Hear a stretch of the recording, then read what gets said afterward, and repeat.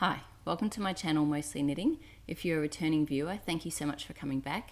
And if you're new here, I'm Tash, and this is a weekly podcast where I talk mostly about the knitting that I've been doing during the week, and I also put out regular tutorials. So I'm recording in Sydney, Australia, and it's Wednesday the 11th of September. So I have one finished object this week, and it's a bit of a small one, but I'm very happy with it, and that is my baker's hat by EM Knits. So I knit this out of Amirisu worsted. I can't remember the colorway name, but it's this pretty pink, I guess semi-solid, and I bought that on holidays in Japan. So I knit it, I used a Judy's Magic cast on for a tubular cast on for the edging, and that was on a 4.5mm needle, and then the rest of the hat I knit both the ribbing and the body on a 4mm needle, which is what the pattern recommends. So it weighs 72 grams, so it did use less than a skein, and I had 37 grams left, so it was about 109 gram skein. So if you happen to have any kind of, heavy DK or actually, like a decayed worsted, the gauge is, I think, 20 stitches, so a lot of DKs can knit up at 20 stitches. So if you happen to have, less than one skein left over from a project, you might want to try this. So it does use significantly less yarn than the Oslo hat. So the Oslo hat, people often find, that's by Petite Knit, people often find that ends up using potentially even more than one skein, whereas this one is significantly less. I've managed to get the Oslo hat out of one skein of DK, but a lot of yarn weighing along the way. So this is, not stressful at all. Plenty of yarn if you've got one whole skein. So it's, when I measure the width, if I measure it sort of from this widest point when there's no decreases on the stockinette, because obviously the rib pulls in, that is 8.5 inches across, so 19 inches around. My head circumference is 22 inches, so it's about 3 inches of negative ease for the hat. From the very top to the bottom, it's 11.25 inches from measuring from the very tip to the bottom, and then you fold over. The only thing I didn't do it's a free pattern. The only thing I didn't do that the pattern recommends is, this is about 5 inches, at about 3 inches to do like a knit row, which looks like a pearl when you turn it. But for me, that then sort of forces you into, that's where I'm going to turn. And I just wanted it to be a bit more flexible, because it might be for me, it might be for someone else. So I will try it on. And then I'll just mention about the decreases before I forget. So,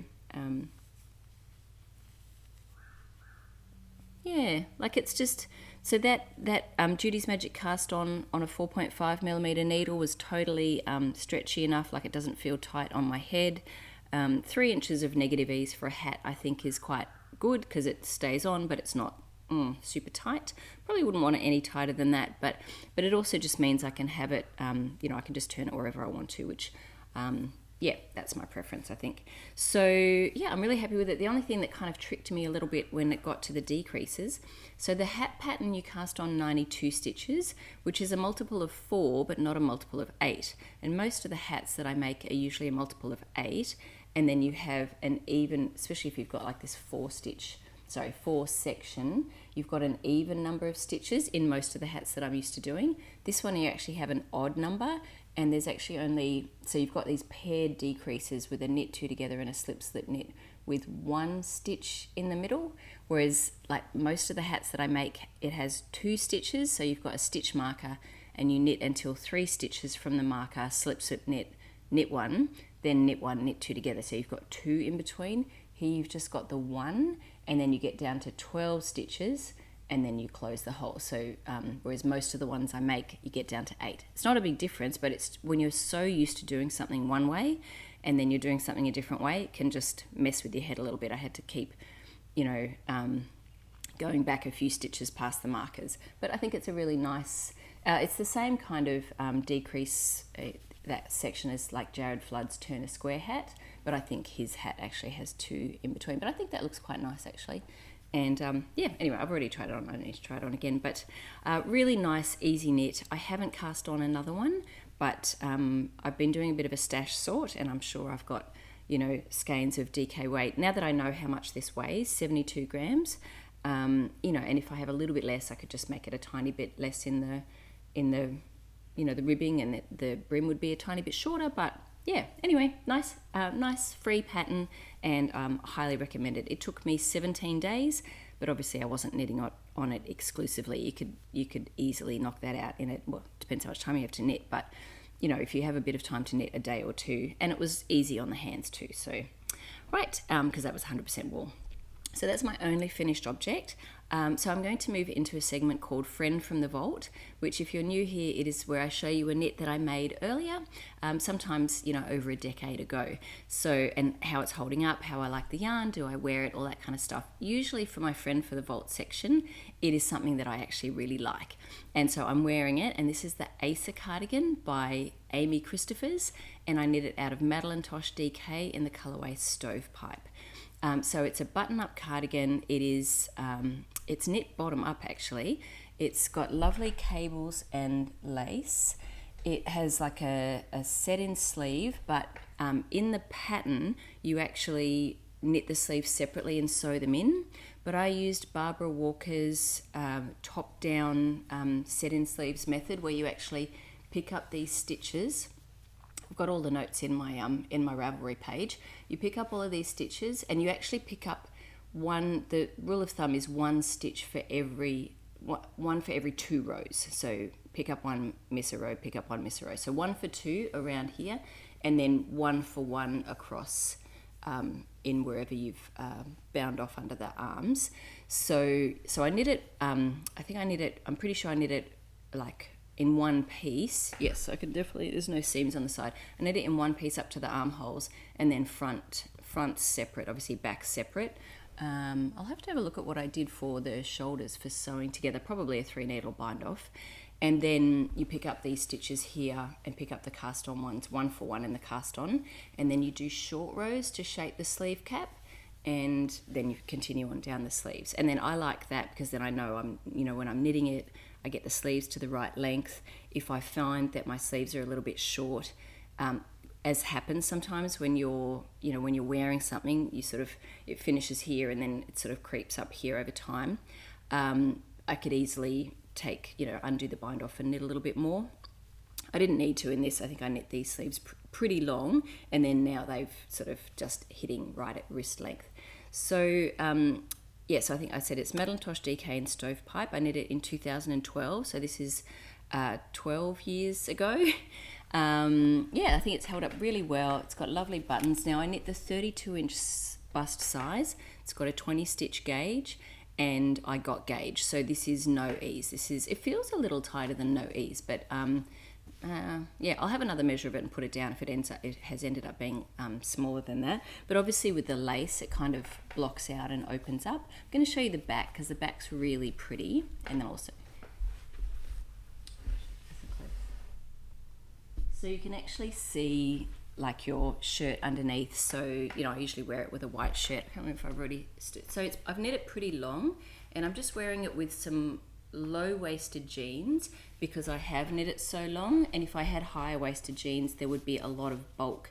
So this is where these jeans sit here, and my navel is right here, so you can see that's quite low-waisted.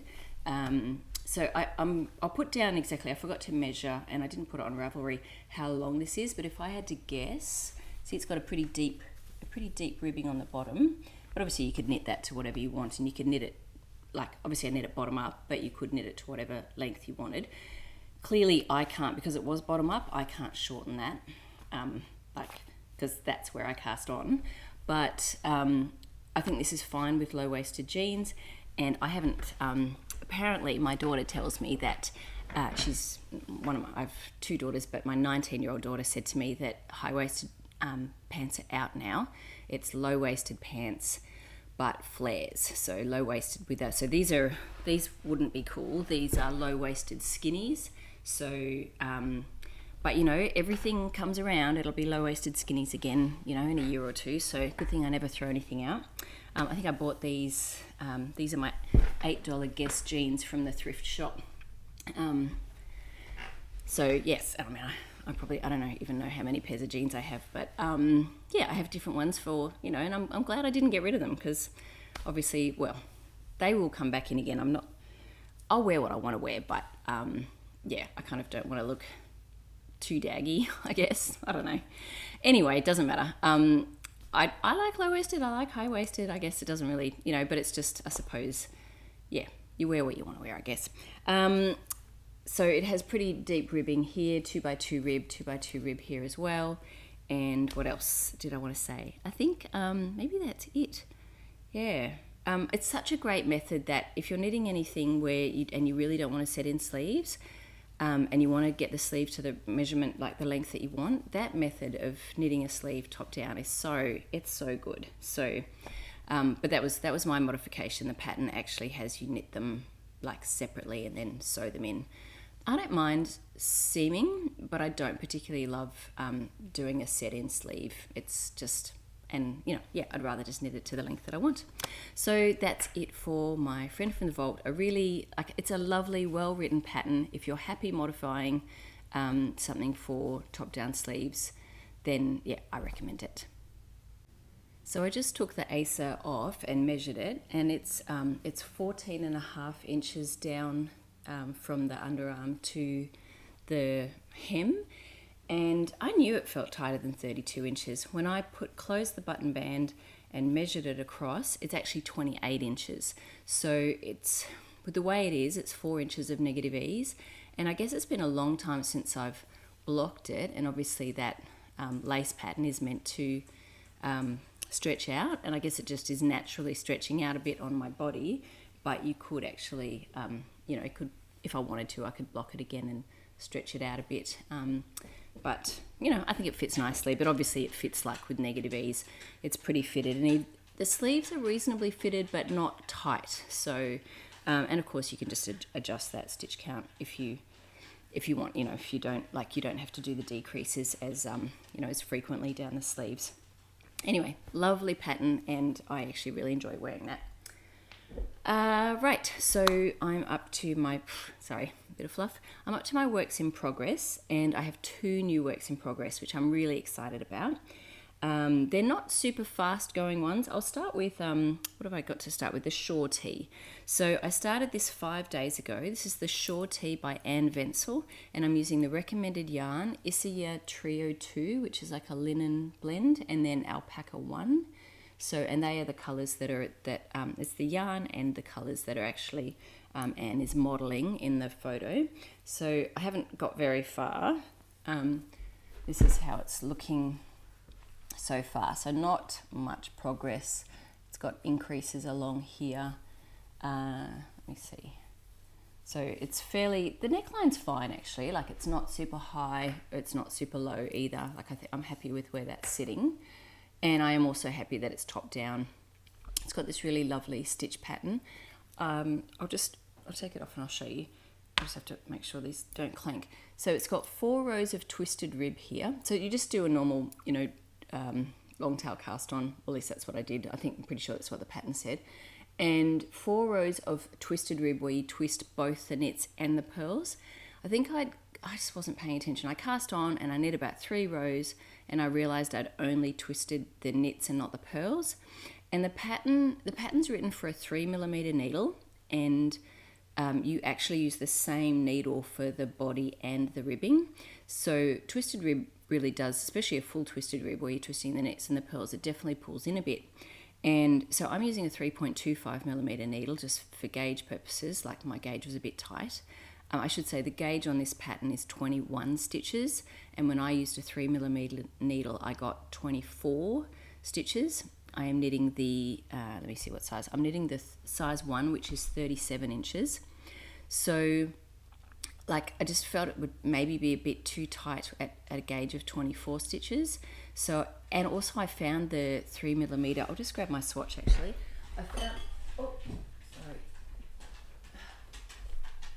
I always think I'm so fully prepared.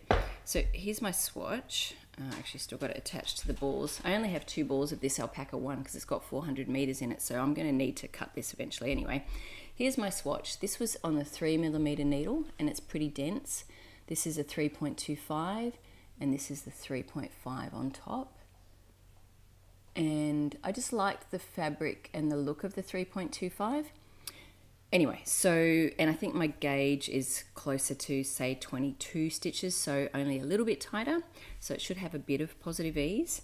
So when I did the ribbing on the 3.25mm needle, and it's, you know, it's going to be the same needle, I thought, oh, if I'm not twisting the pearls as well, it might actually, even though you don't see it and it's on the inside, it may not pull in enough and it might flare a bit. So I thought, you know, I'm 3 rows in. So it is annoying, but anyway, I ripped it out, started again. So I did my 4 rows of ribbing, and then you set up, it's actually kind of a bit funny with the markers. You're actually just meant to mark, I've got to really try and not clank. You're meant to, see this here, I've got these 2 markers around this stitch that has the increases on it. You're actually, she suggests in the pattern to put the markers on that center stitch and increase around it. But I just found that, like, that's not the way I'm used to with patterns. Usually, like, I'm used to someone having, at least the way that, you know, most of the patterns that I've been reading actually have a marker on either side. Now, I know that means you have to slip a marker, 2 markers, but I just find it easier for me to keep track of where I am. The only downside for that is the increases are yarn over increases, and I don't know if that's a downside or not. Anyway, it is a little bit, I don't know if it's the markers that's causing the problem, but it gets quite awkward when you have yarn over increases to work. Like, the stitch gets a little bit muddled in terms of, hang on, which stitch is next? Because the yarn over wants to jump in first and look like it's the stitch before, like before the stitch that actually is before the yarn over. I don't know if I'm making any sense, but like, you're meant to knit to the yarn over, so it's not meant to be an open increase. You have a yarn over increase, which is kind of like a make one left or right, but you're not pulling up the yarn from below. You're actually giving yourself some yarn by doing a yarn over, and then you knit it through the back loop if it was a regular yarn over, and if it was a backward yarn over, you knit it through the front loop to close it up. So you don't have, they're not meant to be holes, but the yarn over just means you're not pulling up the yarn from the stitch below, which can really tighten up that section, and you are increasing every row. So I don't want to give too much more than that away because it is a paid for pattern, but I do want to say that it can be quite awkward working out those, when you get to those yarn over increases, to make sure that you're knitting the correct stitch, because right before the yarn over. So actually I think maybe those markers are helping me with that, because I know the yarn over is right before the marker and right after the marker. So all that being said, if you've started the shortee and you're having some trouble, maybe try, instead of marking that stitch, maybe put a marker on either side. So if you think that might be helpful. Other than that, it's a pretty easily memorizable pattern in terms of the lace. And of course, as you're going down the body, you're going to be increasing in stitches, and you're going to have to start making more of these columns. You know, they're sort of, you need to get enough stitches along, and then you create another column. In the Charisma top that I made, which had a very similar kind of concept, as you were going out, you were increasing these columns or adding more columns. The pattern just said, you know, incorporate the stitch pattern. So you have to work out when to do it. Whereas in Anne's pattern, she has spelled it out in a chart exactly where the new columns should start. So I do appreciate that. So obviously I'm still very early in this. I am enjoying it. I think that's the only thing that I wanted to say. And on that, and yeah, I'll be, but the nice thing, even where I'm a little bit iffy about my gauge, obviously because it's top down, I can try it on as I go, and I'll be sort of blocking it as well, because that's sort of, you know, just to see how it's fitting, if I'm actually at a good point when the pattern says to split off for the sleeves, if I'm ready to do that. So that's my first new work in progress, and I am really enjoying it. So that's one. My second, I cast on 2 new things this week. My second new work in progress is the Sellwood tee by Caitlin Hunter. So I'll just show you, that's the design there, actually. And that's, I've put markers around the repeats. So I'm knitting this out of, oh, I actually even have the tag. There you go, almost never have the tag. Orange flower yarn that I bought off D-Stash, MCN Sport, in the colourway I think I had that upside down. MCS Sport, not MCN Sport. Merino Cashmere Silk. So not Merino Cashmere Nylon, Merino Cashmere Silk. So it's quite similar to Madelinetosh Pashmina. Sorry, I just had to edit out that sneeze. And the colourway is North Sea. So it's a really lovely dark grey. I quite like this grey actually. Like greys, greys come in all, I was going to say all shades, all colours. You've got your brown greys, your blue greys, your purple greys. I think this one is a real blue grey, like a navy grey. I really like it. So I'm knitting the smallest size, which is the 35 and a quarter inch bust. It's bottom up, so this is down here. I was really naughty. I didn't even do a gauge swatch. I just decided to wing it. I figured I'm going to do enough of it, like a little bit, and then block it. Also, it's lace, right? So it's going to stretch out. I'll just push that back. It's going to stretch out kind of almost as much as I want it to as I block it. But I thought, look, I do definitely want to sort of see how this looks, and I think that's going to be fine. There might be a bit of positive ease in there. But, yep, so let me see, it's meant to be knit on a 3.5 and a 4mm needle, but this is a funny thing, I didn't swatch, but I just took a bit of a punt and went, you know what, this yarn reminds me of Madelinetosh Pashmina. When I've knit that yarn, I've knit it on a 3.75mm needle. I felt like a 4 was a bit big for me, so I just went with it with a 3.75, and I like how the fabric is, and I think it's going to be fine for, well, I don't think, it's going to be fine. I know that's going to be nice for a top, and I'm certainly going to be blocking it along the way to work out length for sure, because it's bottom up. So yeah, but let me see. The other thing I was going to say is I don't usually you can see I've put markers around every repeat. It's a 20 stitch repeat, and it's actually quite an easily memorizable repeat. And you can kind of see what you need to do. It's a 4-row repeat. But I really didn't want to get off track with this, or especially when you're first setting it up. Like, I'm at a point now where maybe I could take them off, but I also think, you know what, it's less taxing on my brain. Yes, I have to pass the stitch markers over. That takes just a smidge of time, but it's every 20 stitches. It's not like a 5 stitch repeat or a 8 stitch repeat. It's 20 stitches. That's pretty reasonable, and it just helps to keep me on track. So yeah, so I'm enjoying that, and looking forward to seeing how that progresses. So they're my only 2 new finished objects, but they're substantial, right? So 2 new tops that are both, interestingly enough, both lacework tops. So so that's, but I'm enjoying them. So I have 2 other garment works in progress. So I'll show you those. I'm really conscious of trying not to clang. So this one here is Jupiter Crop by Caitlin Hunter. I'll pop it on. Let me see. I have to think where the start is. I've knit it onto a really long needle. Let's put this on. Okay. Right, Jupiter Crop by Caitlin Hunter. I'm knitting it out of Vovo by Rosa Pomar, which is the yarn that was recommended and even the colorways. It's like a kit. It is a kit, I think, and I bought it on D-Stash. So the yarn's quite nice. It's like it's just a wool, 100% wool. 50 grams is 143 meters. I used a 3.5mm needle for the ribbing and I'm using a 4mm for the body, which is 1 needle size up.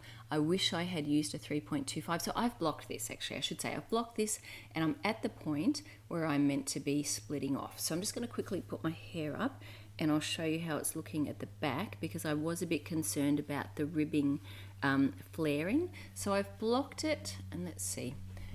This is where I'm at the point to work out, am I ready to split for the sleeves? So I feel quite confident here, and I do have to cast on some stitches under the arms. So this is the way I usually try to, after I block it and I put it on and I sort of, put it to where I think it's going to sit on my body, I then pull this down to wherever the sleeves are meant to be. Like I put stitch markers and work out, like, here's where the sleeve's meant to be, here's where the sleeve's meant to be. And then I pinch it under my arm. Now that would be if I cast on no stitches under the body, which clearly that would be too tight and too high. It is meant to be pretty fitted, but I am going to be casting on some stitches under the body, which means it will be sort of sitting out like that. And I think that's going to be fine, and I could probably even pull that down a little bit.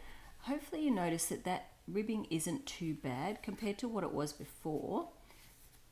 I would wear probably something that didn't have quite as high a neck. It's not too bad. It is coming out a little bit more than I would want, and I could probably have it sit down a little bit more like that. But I think this is going to be fine. Like if there were no cast on, I haven't even actually looked at the pattern. I need to look at how many cast on stitches under the arms. If there was no cast on stitches under the arms, I'd feel that's a bit too tight, because that's pretty close to, not right up under my armpit, but pretty close. But because I'm gonna, I'll just check how many stitches there are. If there's like 8 stitches cast on under the arms or something like that, I reckon I'd be fine. There's probably more. I will have to have a look. But yeah, I think that's going to be fine. I also, I'm going to do the sleeves. I'm going to do the sleeves next. So I will break it off, maybe knit about an inch down the body, and then when I get to the brown, I don't know where I put the brown. When I get to the brown, the body, if you want to make the body longer, you increase the section which has got this and this brown colour. So what I'll do is I'll knit down the body until I get to the brown colour. So, because I only have one ball of the brown. Here it is. That's all I have. That's all I have left of the brown. So I'll knit whatever the colour work is down the body until I get to the brown. Put that on, either a large needle like I have here or an extension cord. Then I'll knit the sleeves complete, and then with whatever brown yarn I have left, then I'll know how much I have, like if I want to make the body, because it is a pretty cropped sweater, but I might want to, I plan to wear this over like dresses, so it doesn't matter if it's a little bit more cropped, because it's, it's not going to be showing my midriff.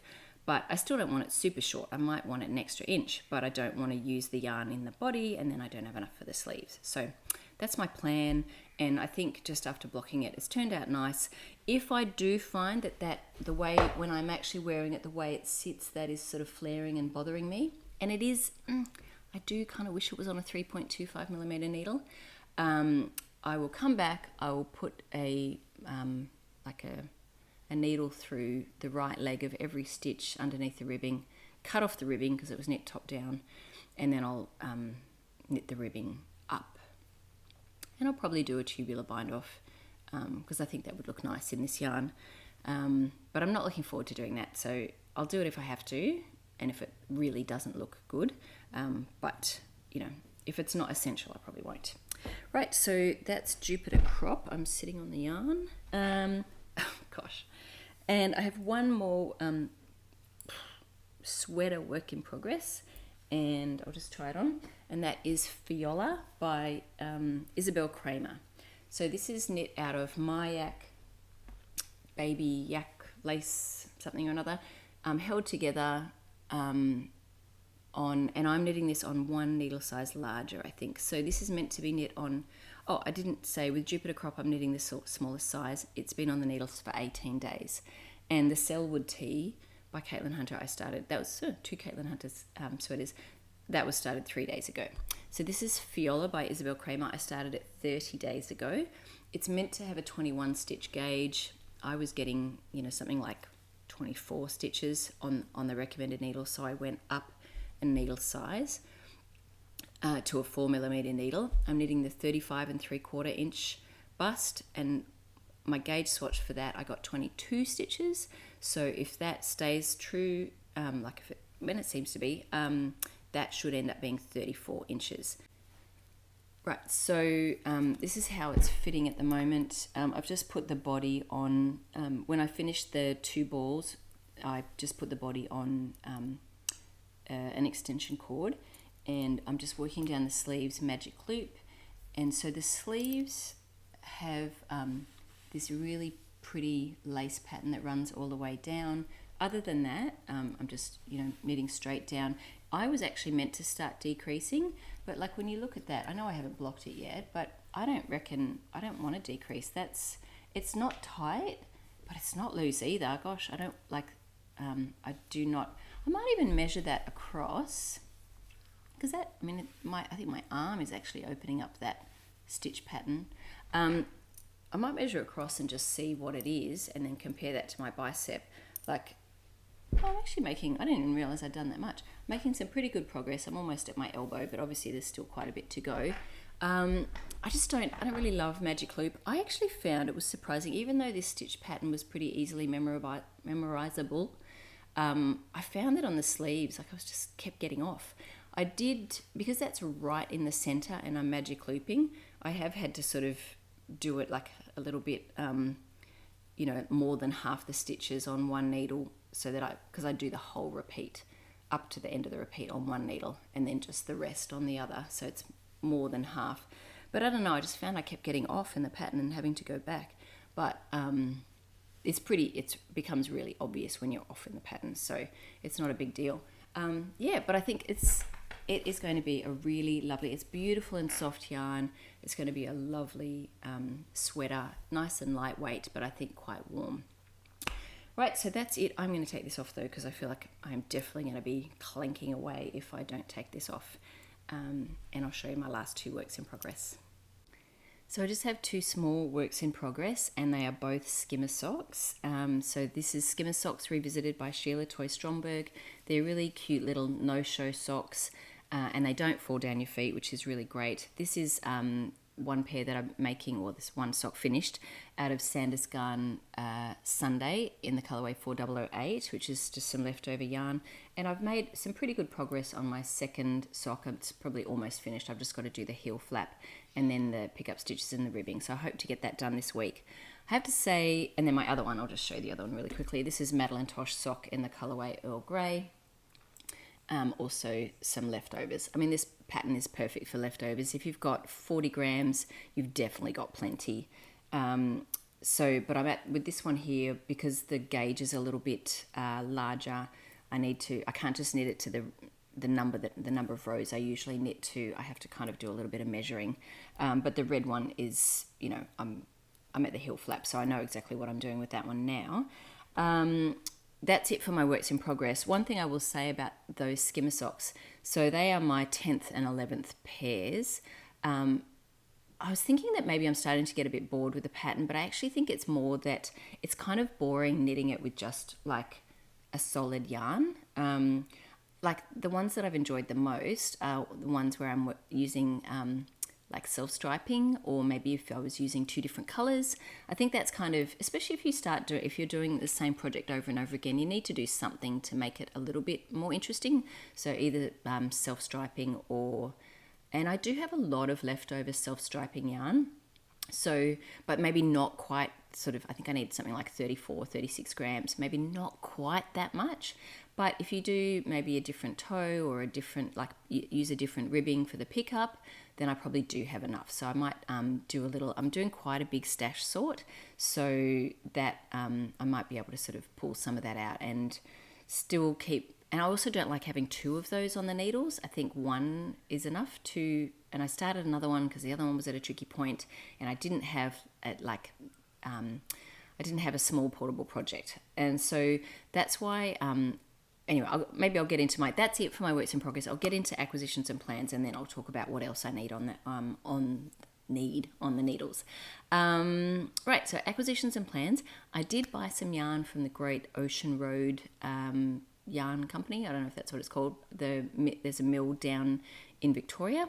So I bought some yarn from there, but I only just bought it recently, and I don't think it's even shipped. So I'll show you that when it arrives, but that is a purchase. I'm very excited. I was inspired by the girls' Two Pearls in a Pod, some yarn that they were knitting up.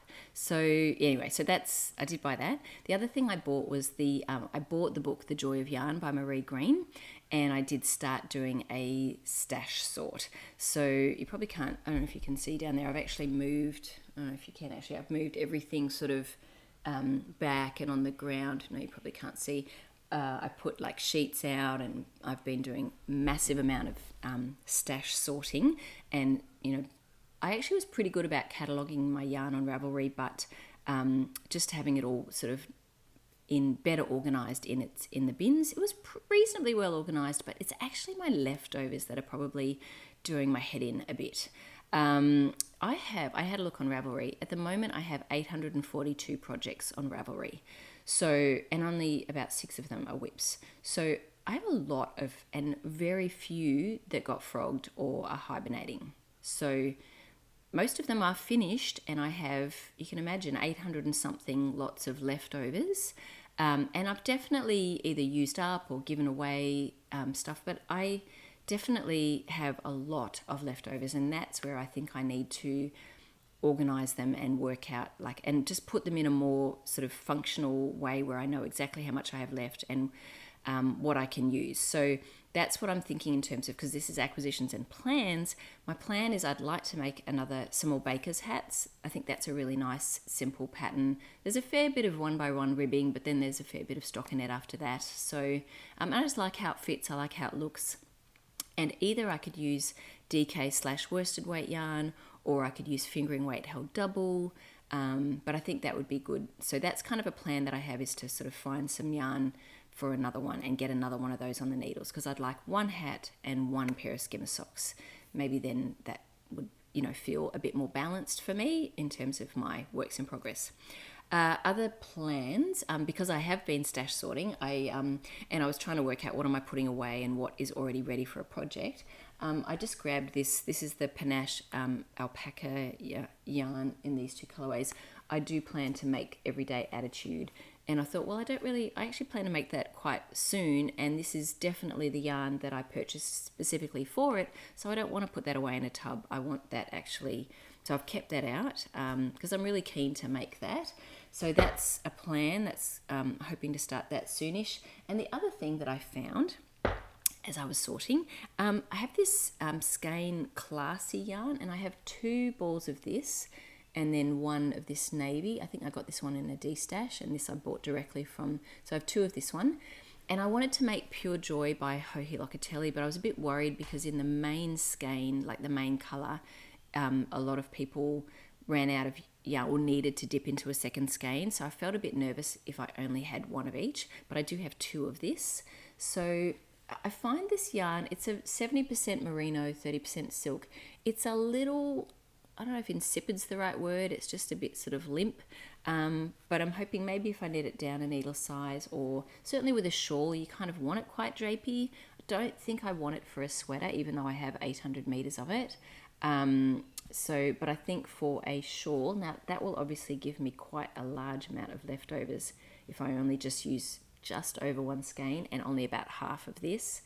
So I don't know, but I really want to make the shawl, and I think these 2 will look pretty together. That is the main color, and then this is the trim. So, and it's nice, soft, pretty yarn. I think that will make a nice shawl. So, yep, so I've kept that out as a plan. I think that's probably it for my upcoming plans. I did just cast onto lacy sort of tops. So no sleeves, or short tee has short sleeves, and no sleeves at all for the Sellwood tee. So, but they might be a bit slow going because of the lace. Anyway, I think that's enough right now for plans. I don't know the yarn that I'm going to use for a baker's hat, but I'll find some, and I think I'll start another one. So I'm up to what has caught my eye. Just the one project this week that I can remember that has caught my eye, and that is the Weekday Tea by Amy Sher. I saw that on Edible Thoughts Makes. That's Stephanie. She has had a period of time of not recording over the summer, I guess, in the US, I think. And so her last few episodes have been a lot of finished objects. So I really like her podcast. If you aren't already watching her, she does a lot of sewing as well, which is quite inspiring. Anyway, the Weekday Tea is made with a 4-ply yarn at a 24 stitch gauge, and it was made with a 50-50 wool cotton blend.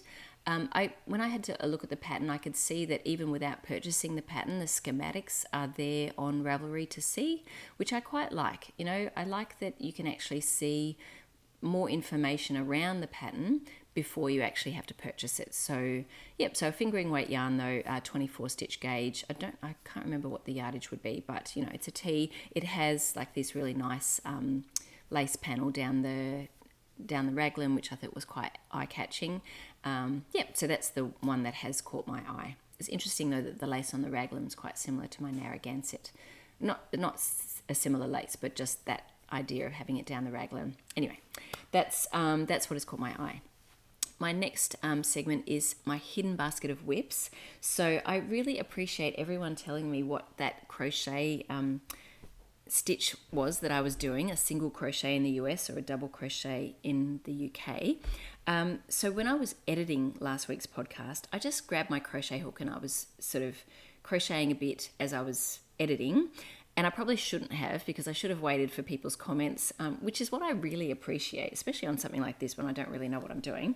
So you can see how floppy it is. I'd been hoping to make a basket, which, that's not gonna. I mean, if I was sitting this on a flat surface, it actually does kind of stand up.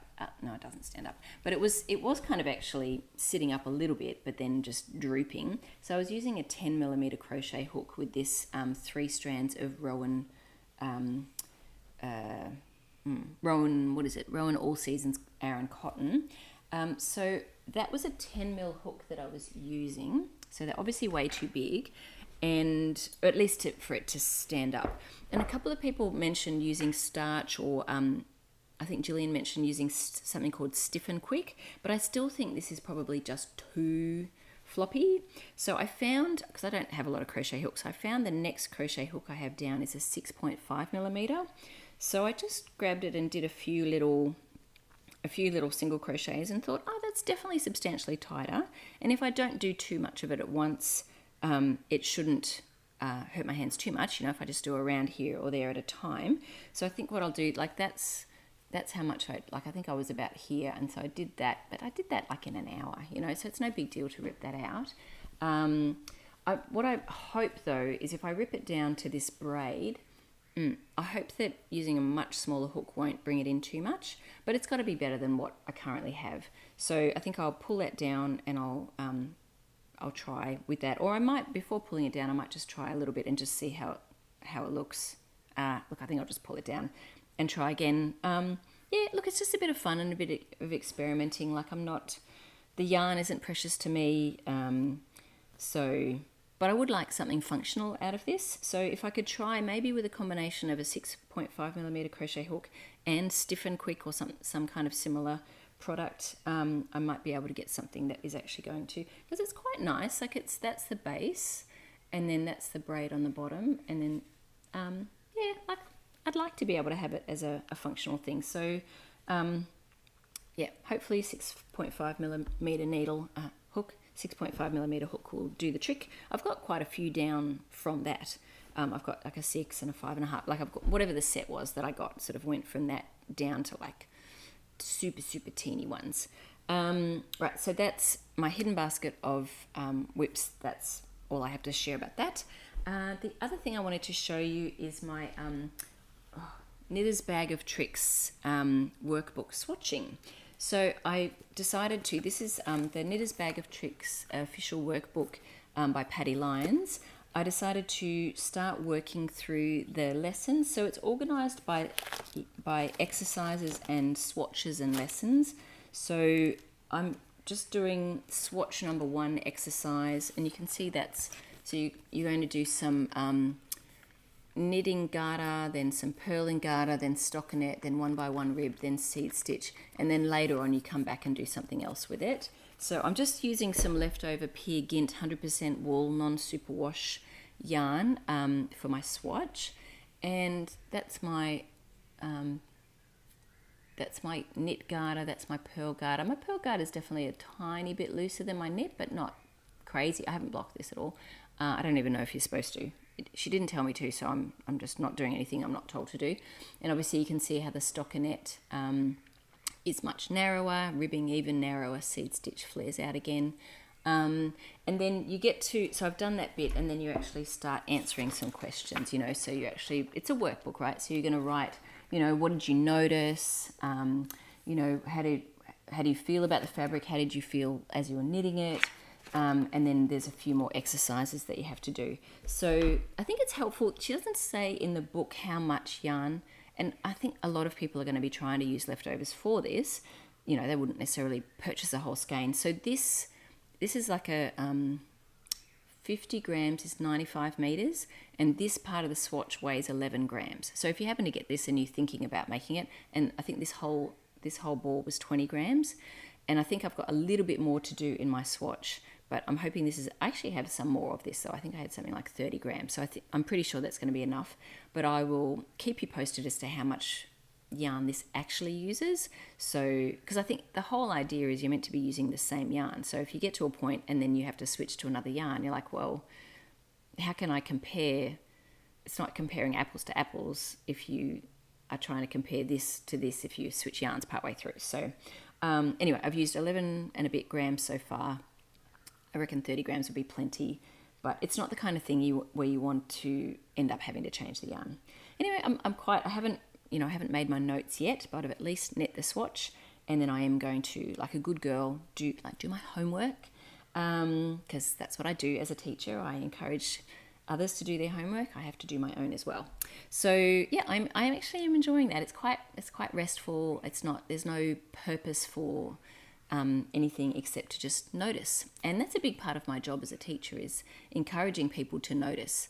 Whether I'm teaching maths or whether I'm teaching in knitting, noticing how the stitches are constructed, noticing what you like, what you don't like, what looks different, especially with fixing mistakes. When I teach a fixing mistakes class, it's one of those things, it's like just noticing this, and you can even tell, like, oh, something looks a little bit different here. So yes, anyway, I'm enjoying that.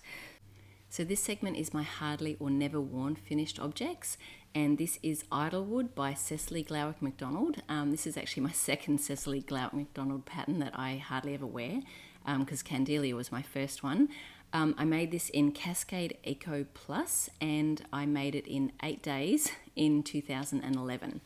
So it used 620 meters of yarn. I knit it on a 6mm needle for this enormous cowl section. You can see how long this is. It's huge.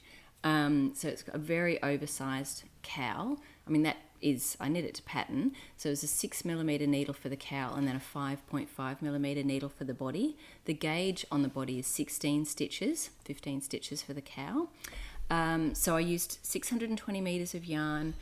I knit it, it's got 1 inch of negative ease, so 31-inch bust, and I knit it very long.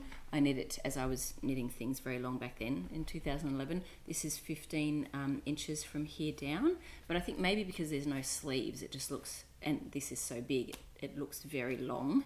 Yeah, and I think probably part of the reason I don't wear this is, stylistically, this is a lot happening up here. Just I don't tend to wear this whole short sleeve top or short sleeve sweater over a long sleeve top. It's just not, I know it was a thing, but I just never liked it, right? I never liked how it looked on me. Doesn't mean I didn't like how it looked on other people, but on me, I just always felt weird. So, and yet I really love, this is Cascade Eco Plus. It came in these like enormous 250 gram balls, and I think this color is actually quite a good one for me. I know a lot of people talk about doing their colors and whatever, and I think when I was about 13 or 14, I did it with my mum. That was back when it was seasons and I was a spring. I don't remember the subcategory, but but I think this green, it's not too far off the green in my eyes, so I think it's a good color for me. I've no idea where the leftovers, actually that will be interesting as I do my stash sort, what I did with the leftovers of this. Yeah, so if I even have it anywhere, if I've used it or given it away, it's quite possible. But 620 meters, if I'm not wearing this, because this is so much, that's definitely, and it's a large gauge, that's definitely enough for a different style of vest. One that I would, not sort of wear with this whole sort of long sleeve tee, but a vest that I would wear more over like over a button-up shirt kind of vest, that sort of thing.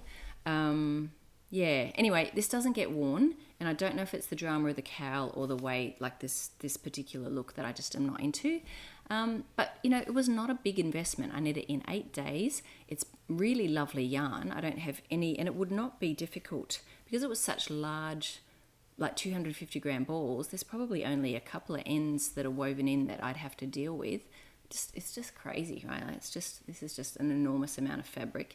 I mean, I guess it doesn't look, it's funny, as I'm sitting here looking at it, it doesn't look horrible, but I think just the style just isn't it for me.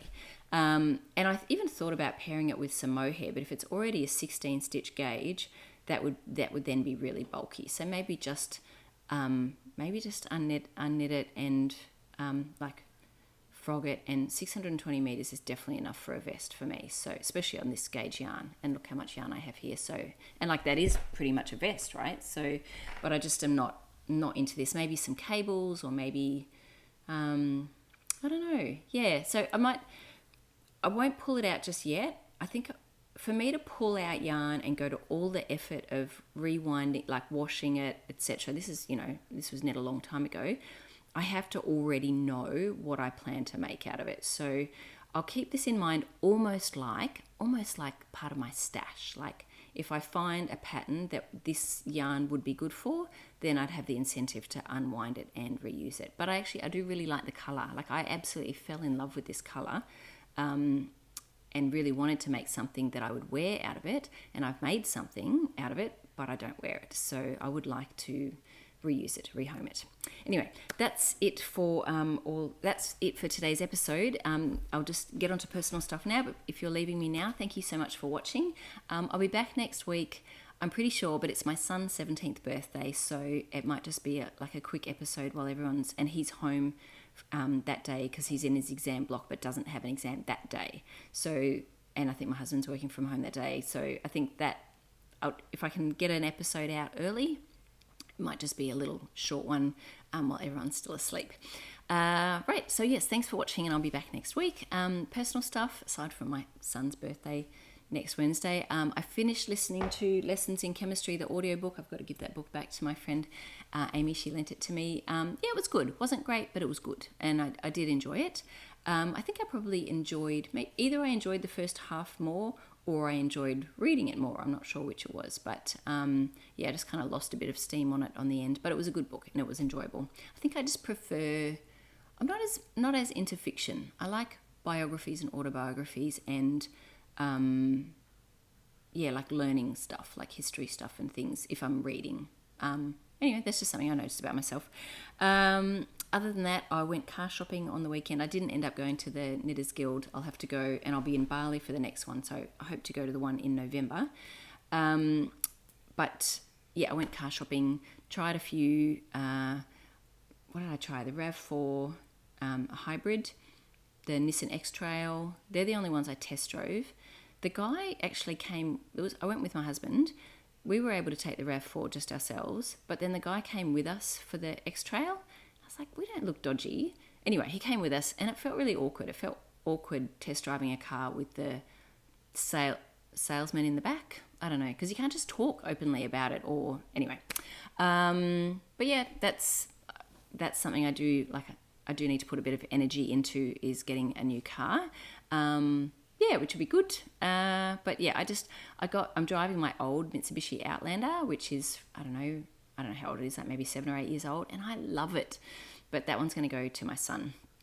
Because it's a bit older and it's a bit cheaper. It's cheaper to insure for someone who's under 25 driving, especially a boy under 25 driving. The insurance is going to be really expensive when he gets his license. So, and it's also kind of a bigger car, so I feel a bit safer. Sorry, another sneeze break. Yes, I'm happy that my son will be driving the Outlander because it's a bit of a bigger car, a bit safer for him to have, and a little bit cheaper to insure as well. But I will be, I've been really enjoying driving it again, and I will miss it. So whatever new car I pick, I do want it to be one that I'm comfortable with, and eventually I'll get used to it. I'm just, glad not to be driving the MG anymore. My husband's taken that one, and then when he is ready, he'll trade it in. Anyway, enough car talk. I'm off to meet a friend in the city. We went to uni together, and he's in town he lives in the US now, and has done for a long time, but he's in town briefly, so we're going to go have lunch, which will be lovely. So anyway, I'll be back next week for probably a shortish podcast, seeing it will be my son's birthday. Hope everyone is keeping well and enjoying their knitting, and I'll see you next week.